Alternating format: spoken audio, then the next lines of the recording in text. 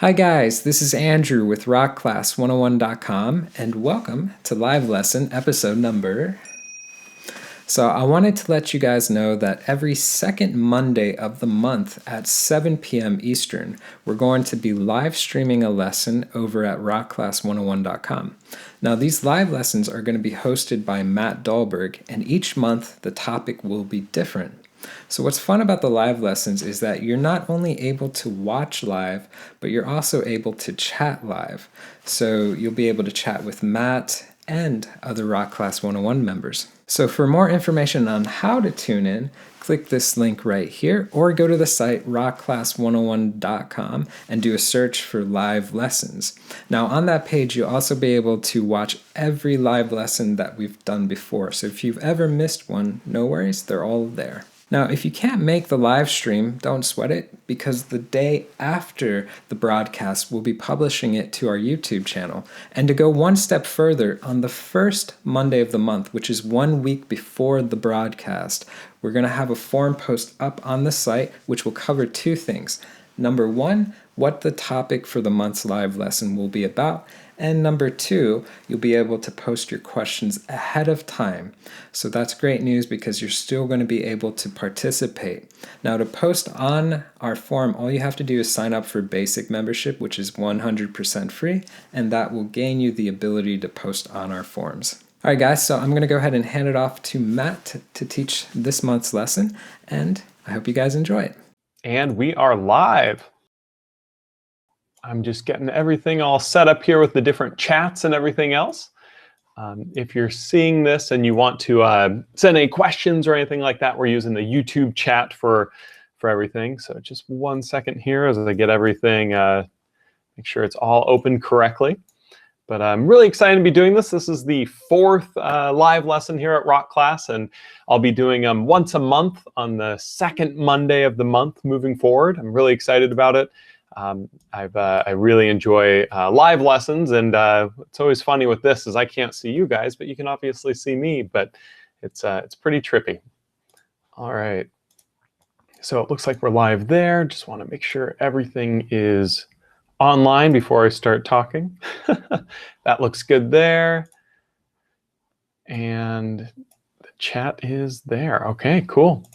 I'm just going to type a message in the chat just to make sure that you guys can see it and that we're good to go. And we are going to get started on some finger individuality stuff here in just a moment. So cool. Looks good. All right. So again, if you want to send any messages, be sure to use the YouTube chat on the right-hand corner there. Awesome. There we go. Coming through. Sweet. All right. So my name's Matt Dahlberg. I've been teaching the ukulele for a number of years now. I've been very lucky. Been doing this full-time for a job. And one of my favorite things about teaching is this sort of stuff, you know, being able to interact with you guys. So please never hesitate to ask any questions while I'm talking. I'll be taking a look at that chat throughout the session. But today we're going to talk about a concept that I think is very important. It's kind of hard to explain in text through writing, but pretty easy to show. And it's finger individuality.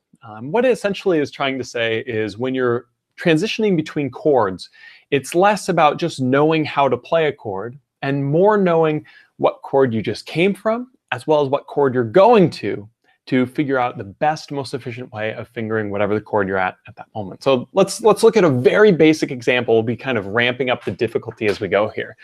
The first example is a C chord. Everyone knows how to play a C chord, right? What's funny is oftentimes we're taught to play a C chord with like our ring finger here on the 3rd fret of the A string. And that's correct. But would it be wrong to use your middle finger instead? What about your index finger, right?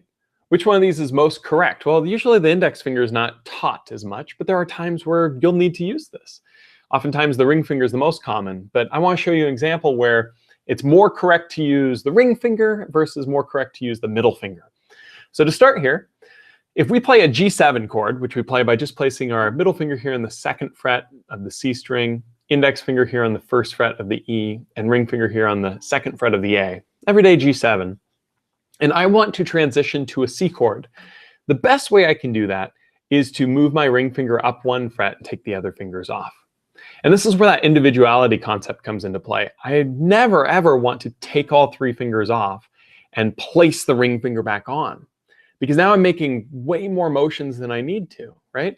If I took off all 3 of these fingers and then moved this and placed it on, I essentially made 1, 2, 3, 4 motions, right? And if I instead do it like this, 1 and 2, and slide up, I'm really making 3. It's really more like 2.5, because this one's just sliding up, as opposed to coming off, moving, and coming back on, right? So C chord from a G7, I think, is best to be played with the ring finger. But what if you're playing a G to a C chord, right? So a G chord's played like this: index finger here on the 2nd fret of the C string, ring finger here on the 3rd fret of the E, index finger here on the 2nd fret of the A. Well, now if I go from a G to a C chord, I could still play the C chord the same way. Take my ring finger, move it down, take the other fingers off. But that's not actually the most effective and efficient way of playing a C chord after this G chord. The best way to do it would actually be to take this middle finger, slide it up 1 fret while taking the other 2 off. So now you'll notice I'm actually using my middle finger. When I just mentioned the middle finger versus the ring finger, how do you know which one that you want to use? Well, I use my middle finger because it was already on the string, ready to go. So if you're ever playing a G to a C chord and you're getting some sort of finger noise of this finger coming off, maybe instead try to have that middle finger pivot up. Now, this is a very, very basic idea with this, but it's really important to internalize, because it'll allow you to start to look at how you should play a chord, not based on just the way that you learned it originally, but again, how it's used in the context of whatever other chords are played. So now let's look at a little bit more complicated of an exercise with it. If we're going from, let's say, an E minor chord to a G chord. Well, an E minor chord is played like this: ring finger here on the 4th fret of the C, middle finger here on the 3rd fret of the E, and index finger here on the 2nd fret of the A. Okay?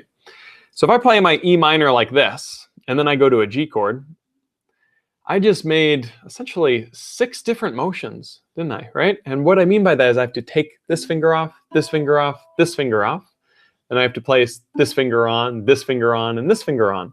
So I went 1, 2, 3, 4, 5, 6.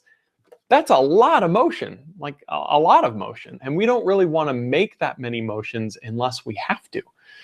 So instead, is there a way that I could play either the E minor chord or the G chord differently to make it so that I make less motions, thinking more individually to these fingers? And there's 2 actual ways that we can do this. The first is, instead, we can play our G chord like this, with our index finger barred across the C, E, and the A strings, with the middle finger here on the 3rd fret of the E. Now, this might not be a very easy G chord at first, because bar chords might be difficult, but it's well worth getting comfortable with, because to play an E minor chord after this G, all that I have to do is add that ring finger on the 4th fret of the C string. You'll notice that this right here and this right here are exactly the same, because it doesn't matter what's fretted before, it only matters what's fretted in front of, meaning the fact that I'm pushing down on the C and the E string doesn't matter, because these 2 fingers are going to be on it. However, it makes this transition now, went from 6 motions, right? So 1, 2, 3 taking off to 1, 2, 3 pushing on, to now this to this, which is literally only 1 motion of 1 finger being removed or back added, right? So if I'm playing E minor to G like this, that's kind of a pain in the butt. But if I'm doing E minor to G like this, much, much easier, right? And so that's a way to play a G chord that you might not normally think of, as well as a way to play an E minor chord that you might not normally think of, that make it a really easy transition between these 2.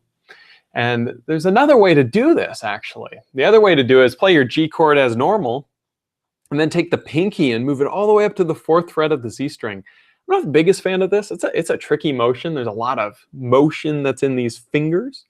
But this right here is an E minor chord, only using, your middle, ring, and pinky fingers, right? So if my index finger is already here at 2, it doesn't really matter, except that it makes it much easier to go from my E minor to my G like this, right? So it's all about those efficiencies. And this is sort of the finger individuality that I was talking about. is if you're playing a G chord and you're stretching your pinky up here to 4 on the C, that might be a very uncomfortable new movement. And it might be difficult to get that finger to move up there on its own just because it's not used to doing it.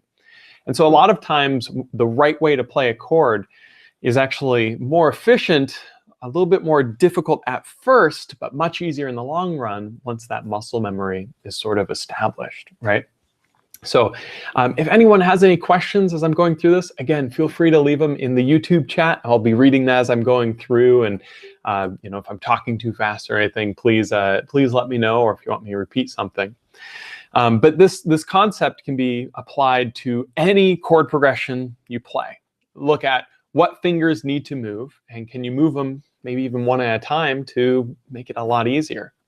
Another great example that's pretty basic is if you're playing an A minor chord, which if you use your middle finger here, and then you play an F chord. Well, I don't have to take that middle finger off. I just need to apply this index finger here on the one of the E, right? Sometimes people might do this though. And if they're doing that, they're making more motions than they need to. Instead, just get that comfort of that index finger coming back on, right? Now, another example that can go with this is maybe you're making a D minor chord. Well, D minor chord is just going to be adding this finger here, right? The ring finger here on the 2nd fret of the C string, along with the middle finger here on the 2nd fret of the G, and the index finger here on one of the E, creates a D minor chord. But you might be used to building a D minor like this, 1, 2, 3. Maybe you're used to doing it like this, 1, 2, 3. Maybe you're used to doing it like this, 1, 2, 3. The point is that you actually want to be comfortable doing it all of these different ways. You want to be really comfortable placing any finger at any point in time to create a chord. Because depending on where you came from, it might behoove you to use one finger to lead that sort of motion. And this is really the heart of that finger individuality. Is if you take a chord like D minor, which is kind of tricky with those 3 fingers, build it the way you usually do. So place your fingers. You might find that it goes something like this. Might not. Depends on how you first learned it. But then invert however you played it. So let's say that you went middle, ring, index, right? Well, now try, instead of doing index, ring, middle. And you might notice it really feels like doing this. It feels very, very difficult. It's not that it's actually harder, it's just that it's very different. It's sort of like driving on the other side of the road, or trying to, I don't know, something like that, right? You get really natural with the way that you do something. And then if you do something a little bit different, it becomes even more difficult just because it's different than what you're used to, right? So with that D minor chord, a little exercise, maybe you go index, ring, middle. So that's going E string, C string, G string. Maybe you do something where you do C string, ring finger first, middle finger here, 2 of the G, and index here on 1 of the E. And again, it's just going to help your fretting habits when you're trying to learn how to go from one chord to another very quickly. Having as many different options as you possibly can is really going to help set that up. So cool. All right. Let me just make sure there's nothing on the other chat here. We got more stuff to talk about, but I just want to make sure everything's good with it. I've done YouTube streams many times before, but I haven't done one here with rock class. Looks good. All right, cool. So the next thing that I want to talk about with this finger individuality concept is when you're trying to make a chord progression that's difficult to happen quickly. This came up in a private lesson on Friday, actually. I was working with a lady who was really struggling with a D minor to E minor chord when she was finger picking, right? And when you're finger picking something, all of the strings are not equally important at the same time, which means if you're finger picking, you might play only one string first, right? Then follow with another string, hence the finger picking. So let's just say that you were picking your A, then E, then C, then G strings. And that's your pattern, maybe, right? So if I'm going from a D minor chord, it might be to an E minor chord. All I'm doing there is playing my A, E, G, or C, and then G, switching chords and going with the next set. Well, if I play this, very literally, I do something like this, where I'm going with my D minor. And then I'm thinking, oh gosh, I got to go my E minor. Okay, I'm going to get all the fingers out, and I'm going to move them all there, and then I'm going to pick. And then back to the D minor. Okay, and then E minor. See all this time that's existing between the transitions? That time doesn't need to be there, because what I really want to make sure I'm doing is that I'm switching the finger that's played first. What that means is I might start here on the D minor. I'm going to pluck my A, my E, my C, and my G. Now, when I go to the E minor chord, if I'm plucking my A string first, I don't need to have this finger here or this finger here before this finger, because this one is the one that I'm playing first. So it's really good to actually place that finger first. Go from this D minor chord to the E minor now with this finger first, then this one, then this one, then this, because that's the order in which they're played. When I go back to the D minor, I just need to make sure that I'm doing the open A first, and then the 1 on the E, and then the 2 on the C, and then the 2 on the G. And then when I make that switch, I sort of cascade the fingers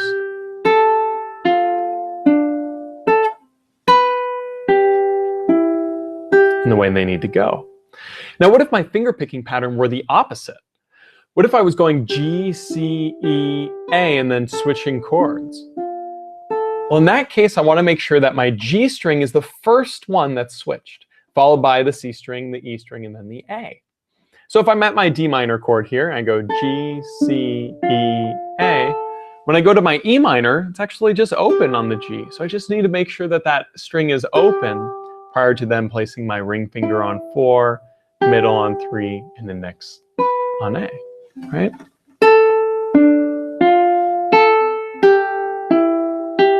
Now, when I go back to the D minor chord, I really need to make sure that this middle finger, which is playing on the G string, gets there first, so that I have that one ready to go.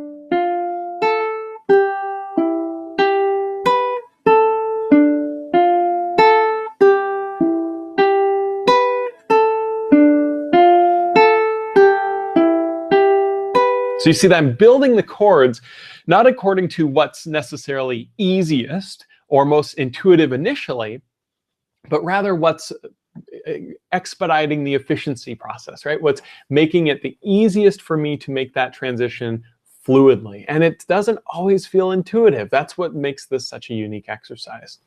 So at the end of the day, what you can practice with this, how you can apply this to your everyday playing, is just to make sure that whenever you're looking at a chord progression, look at exactly how you're fretting that chord and think, what finger am I leading with? Which one goes on the strings first?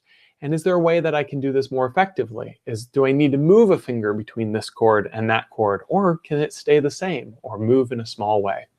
With the different tutorials I've done here on Rock Class, including ones I'm doing right now, I talk a lot about chords and how you can play them in different ways. One thing that gets brought up a lot is playing that G chord with the bar, like what we talked about at the beginning of today's live session.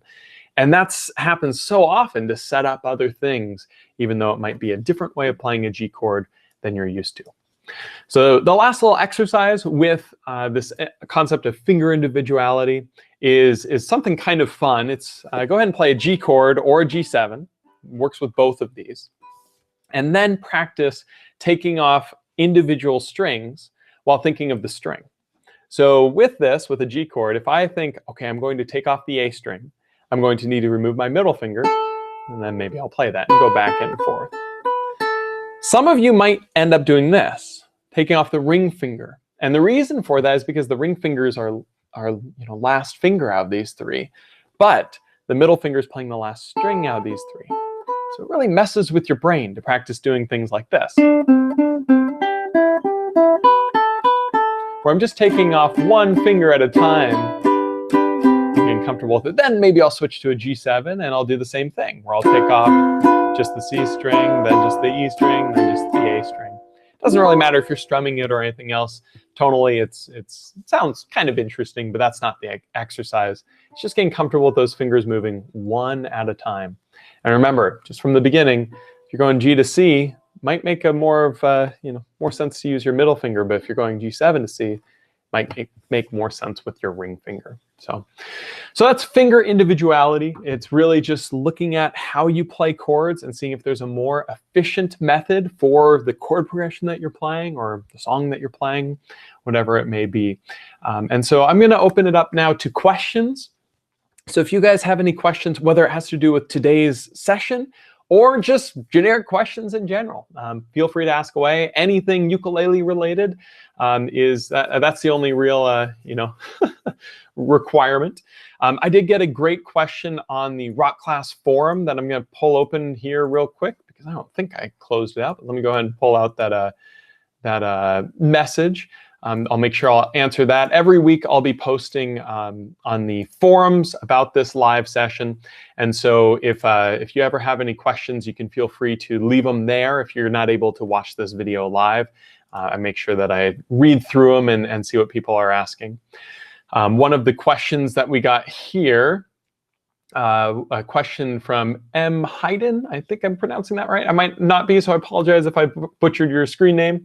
But question, I'm not sure if this fits for the topic, but it is a fingering question. I find that my left thumb joint can get very sore when doing bar chords, either certain chords or when played for an extended time. When learning Moon, it happened, and recently with Dream a Little Dream, only when playing extended times. Is this just strength building to be built? Or strength needing to be built, or is it possibly doing something wrong? Thanks in advance. So usually with stuff like this, it's a combination. It's both that you want to build more strength in that finger, but it also, you want to make sure that you're pushing more, correctly. So what's funny is we as human beings, we offset what we lack in dexterity with strength and brute force. Think about if you're waiting for a sidewalk, you're waiting for the crosswalk to click. You go over there and you push that button, and then if the light clicks but the sidewalk thing doesn't click, we usually don't think, oh, that was odd, and go over there and push the button again, right? We usually think, oh, why didn't it click? And then we smash that button a couple times to make sure it goes. An elevator is another great example. If you click that button and the elevator skips your floor and the button stops being lit up, we usually don't just click it again. And even if we do click it, we put a little extra in there, right? That's what happens with bar chords. When we're first learning bar chords, we're not getting a good sound. And instead of trying to look at it and push kind of smarter, just looking at finger angles and everything else, we tend to tense up and push it a little bit harder, hoping that that will give us a better tone. And to an extent, pushing harder does make it a little bit easier in that you have to administer some force to get a good bar. But the reality is when you're trying to get a really clean bar sound, it's the combination of making sure you're applying enough pressure as well as you're applying the right pressure. So when it comes to bars in general, like with a B flat, for instance, I tend to recommend people to have their thumb sort of squared behind about a 45-degree angle. It can change though, depending on what they're playing. And when you're doing a bar, one of the things that I find really, really critical is to make sure that we're pulling back just a little bit. So if I'm barring across, say, the 2nd fret, and that's all I'm trying to do, what people tend to do is they push this way and then they get the sound. And then they push harder. And it's like, oh, I'm kind of getting the sound, but oh man, my finger hurts doing this. You can see I'm white knuckling it, right? Well, what I think is really important that people don't do enough is go ahead and look at the bottom of the finger right around here. What I'm going to do is I'm going to pull it back just a little bit. I'm going to pinch that A string and pull it back just a bit. This usually has the thumb to go a little bit more of that 45-degree angle instead of straight up or down. And that pulling back just a tad helps me pinch that A string, because usually the problematic strings are going to be the E and the A. And so I especially like this with a B flat chord, with that index finger going just on the E and the A strings like this, have it bent here, but then pull it back just a little bit to help get that sound.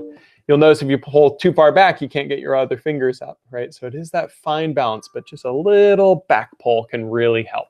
So if you ever find yourself hurting, whether it's your thumb or any other fingers, you want to stop, because pain is not good. Having sore fingers or whatever else is one thing, but if it hurts, like you have, actual pain in the finger, make sure you're taking breaks. It could be that the thumb just needs to be strengthened more, but usually there's a lot of how you're pushing that's involved too.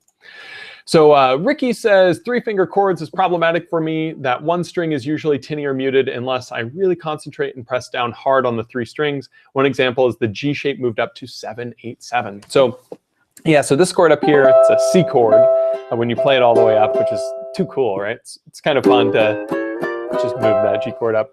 But anyways, one thing that you want to make sure when you're playing a chord like this is that each finger is very articulate to the string. So when you look at that ring finger on the E string, for instance, if it's coming down at all like this, you're going to get a buzz on the A string. So you want to make sure it's very squared. Then when I place my middle finger, also squared. And then when my index finger comes over, you'll notice I'm getting a nice crease in that index finger. And each one of these fingers is very, very, very, what am I looking for? Articulate in their angle to the strings. Let's get in focus there. And so if I'm relaxed like this, it can be tough to get a good sound because now I'm getting that sort of buzzing. Right? So very good finger articulations to the strings. Another thing is, you mentioned unless I push down hard on all 3 strings, I guarantee you're pushing down too hard on at least 2 of them, right?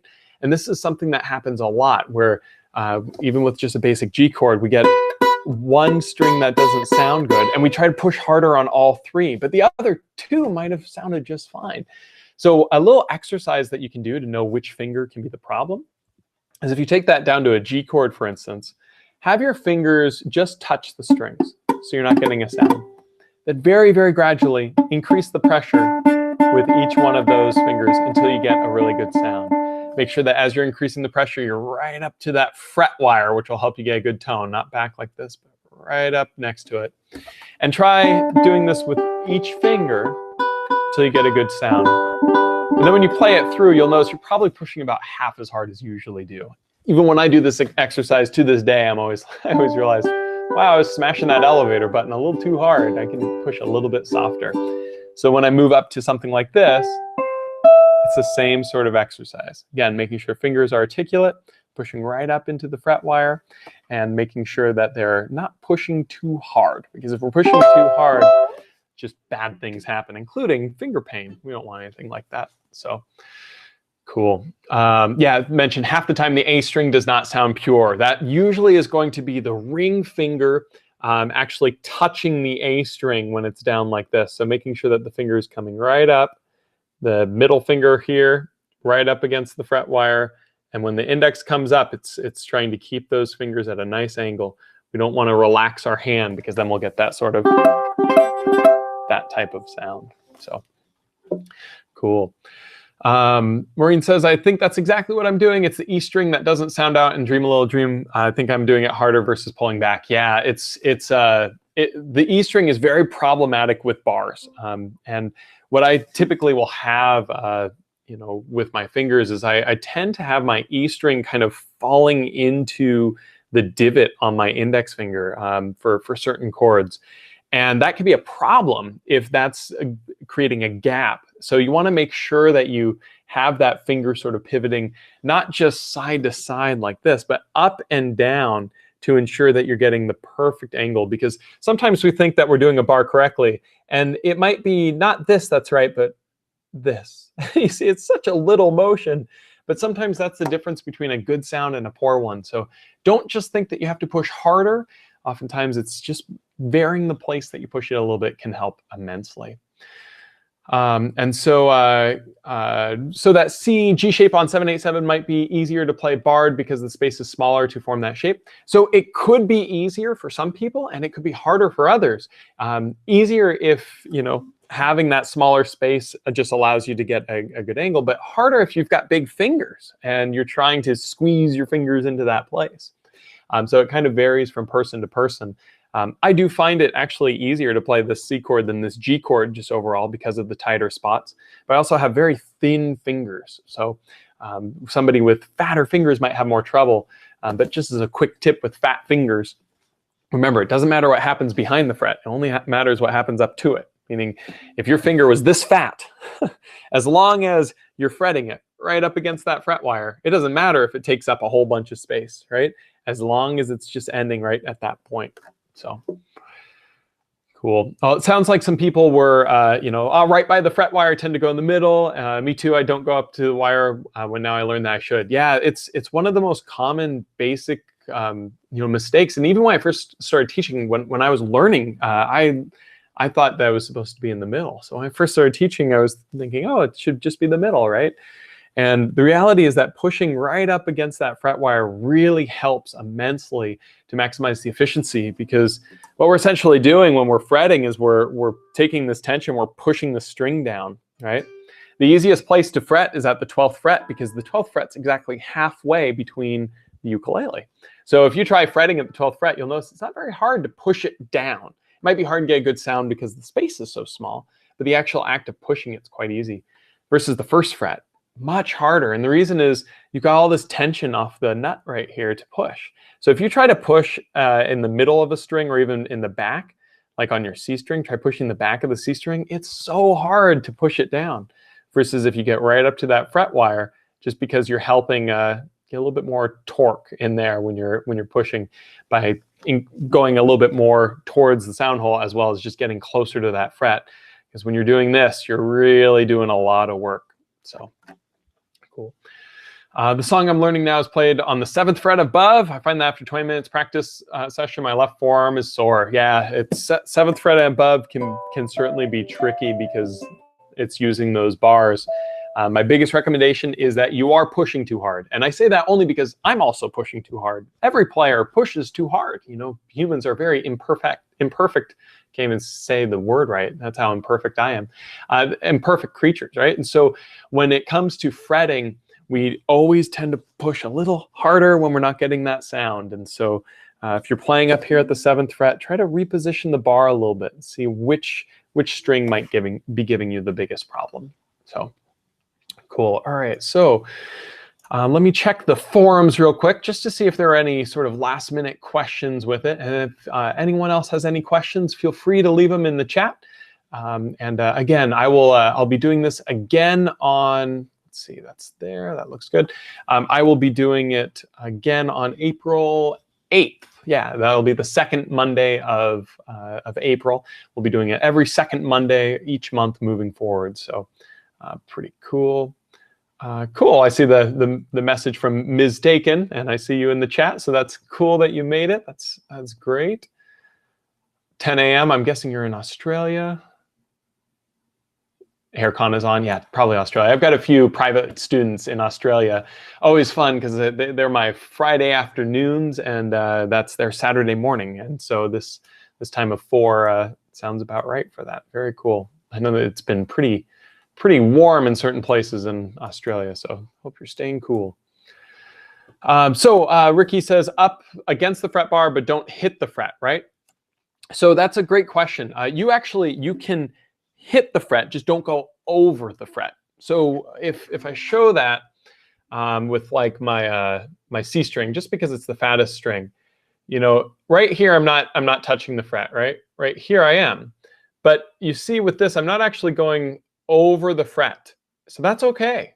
You don't want to be doing this. This is when you have a problem, because now I'm going over the fret. That'll create a really muffled sound versus this, which will be cleaner. But if I'm just a little behind the fret, it's harder to push. So I go right up. I actually do feel the underside of the fret. And when I say underside, every fret has this sort of, curvature to it. So if my finger is going into sort of the ramp part, but not going over it, then we're good to go. And that's usually the best way to get a great sound. This is especially prevalent with like 4-finger chords. If you try to fret something like a diminished chord, so if I go like 6, 7, 6, 7, if I'm back like this, it's really hard to get a great tone. But if I bring that finger right up to the fret, that one sneaking in there right up to the fret, as well as the pinky right up to the fret, it becomes so much easier to get a good tone versus this. Hear all that buzzing I'm getting, pushing the same amount, no buzz, right? So cool. So any other questions that you guys have? I'll leave it up for just a moment more if I don't see any other questions. Again, feel free on the forums to leave any questions. Every the first Monday of the month, I'll be making a post talking about the live session and what we'll be working on, and then I'll be checking that throughout the week and making sure any questions that are asked there are answered here in this this session. But you can also message me on the forums or anything else if you ever have any questions. I will be checking it periodically and trying to make sure I put stuff into these live sessions. Just as a heads up for next month's session, we're going to be working mostly on embellishment techniques. So hammer-ons and pull-offs are going to be the focus, which are really fun techniques, ones that I love doing. And so that's going to be a fun one, especially with a name like Rock Class 101. How can we not, focus on some of the greatest rock techniques of all time? So, but I've got a plan for the next several months of these, and making sure they're building on top of each other a little bit too. So, so I don't see any other questions, but thank you all for coming so much. I really appreciate all of the people that showed up to this. It's always easier when I'm seeing people message for what's making sense and what might not be. And so never hesitate to reach out if you have any questions. That's the best part about doing online stuff, is I'm always here. I write off my phone for all my taxes for a reason. So anyways. All right, well, I hope you guys all have a wonderful month. I will see you next month on the second Monday, April 8th, at the same time, 4 o'clock Pacific, 7 o'clock Eastern, whatever that might be in Australia or wherever else you are in the world. And I'll look forward to seeing you guys next time. Thanks so much. See ya.